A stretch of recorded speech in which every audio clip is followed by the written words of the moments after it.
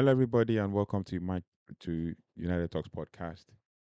And today we're going to be talking about INEOS. We're going to be talking about INEOS. Basically, INEOS have been sued. Sir Jim Ratcliffe hit with legal action over latest INEOS court-cutting measure. INEOS sued by New Zealand Rugby over missed payment deadline. My United co-owners fire back in explosive statement, and Ratcliffe and INEOS are under fire for cost-cutting measure. This news came out late this evening, or yeah, it's at the time of recording. Um, and it, basically, this is a significant controversial development involving Sir Jim Ratcliffe and INEOS with potential implications on Manchester United. So let's break this down. Let's break this down into analyzing the key point. But before that, I'll just kind of read you the intro. And it's like INEOS, led by Sir Jim Ratcliffe, agreed a 6-year sponsorship contract with NZR, that is the New Zealand Rugby, but have been accused of by the All Blacks of missing their first payment of 2025 and attempting to withdraw from the agreement ahead of schedule. The New Zealand Rugby team have taken legal action against INEOS after Manchester United co-owners missed payment deadline. Now, with the key points, I'm just going to break it down. Number one, legal action by New Zealand Rugby. NCR has sued INEOS for missing payment deadline and attempting to withdraw from the 6-year sponsorship deal 3 years early.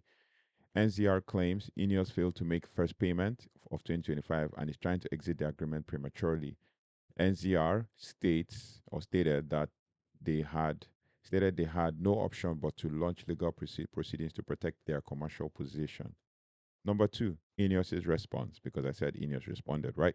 So INEOS blamed the missed payments on the need to implement cost-cutting measures due to the deindustrialization of Europe.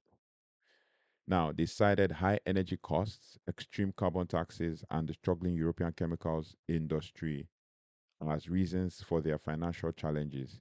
INEOS claimed that they tried to reach a sensible agreement with NZR, but they were met with legal action instead.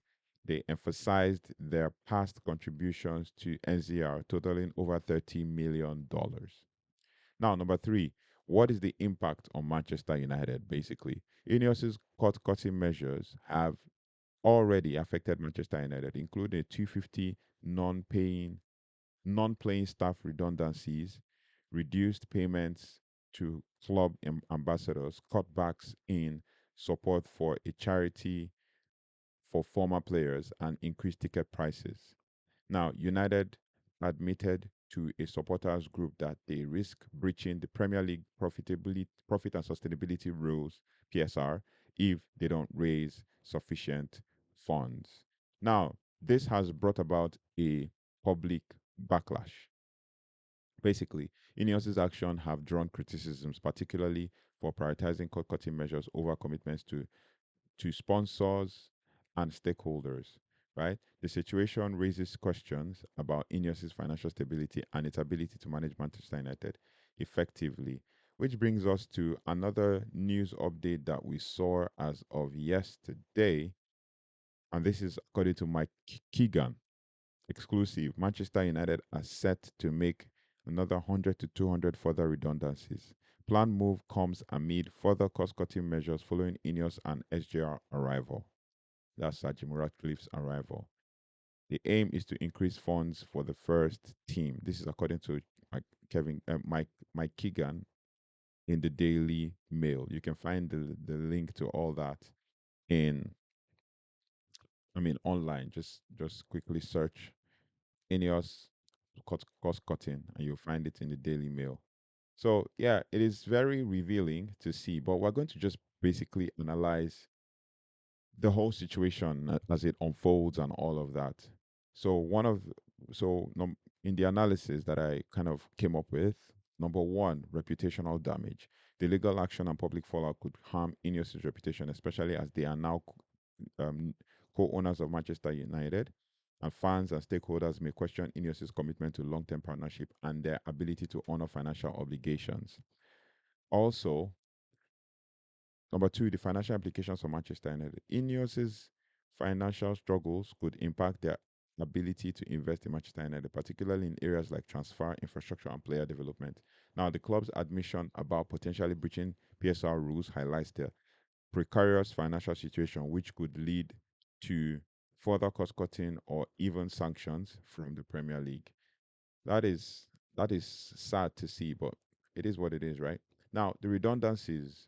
Number three, fan stakeholder concerns. The redundancies, charity cutbacks, ticket price increase have already alienated some fans.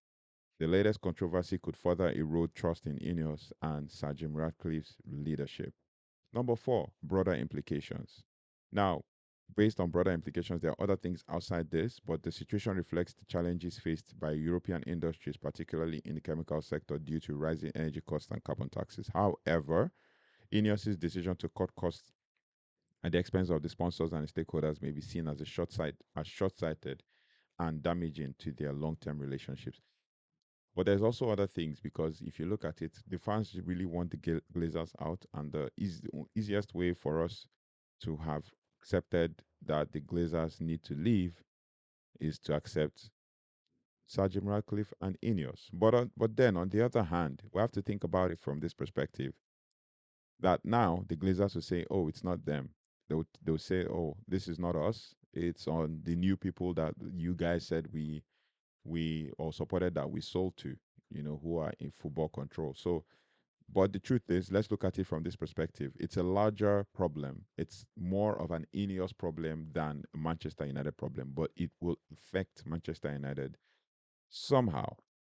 So, now the suggestions for INEOS and Manchester United. First, transparency. INEOS should communicate more transparently with stakeholders, including fans, sponsors, and employees, about their financial challenges and plans to address them.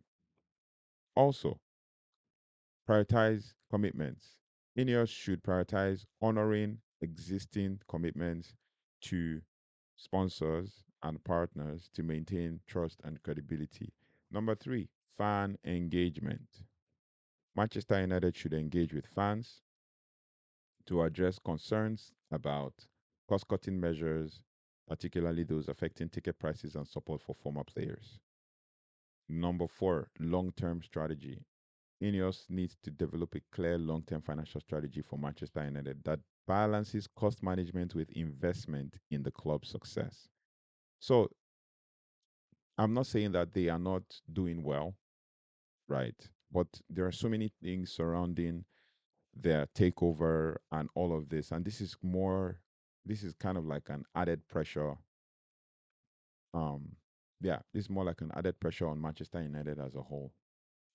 These cost cutting, cost saving measures, which in your speak, have attracted plenty of criticisms with regards to Manchester United. I mean, around 250 non playing staff have been made redundant. Payments to club ambassadors have been slashed. Support for it of a charity by former players has also been reduced, and ticket prices have been raised. Now, a statement to a concerned United supporters group saw that United admitted that they are at risk of breaching the Premier League's profits and sustainability rules if they do not raise sufficient funds. So it's very important for us to, you know, think about this and hope that, because that's the only thing we can lean on right now, hope that Manchester United pulls out, like comes out of this strong, despite the fact that we are going through what we're going through. So I want to know your thoughts and feelings about all of this as INEOS have been sued by NZR.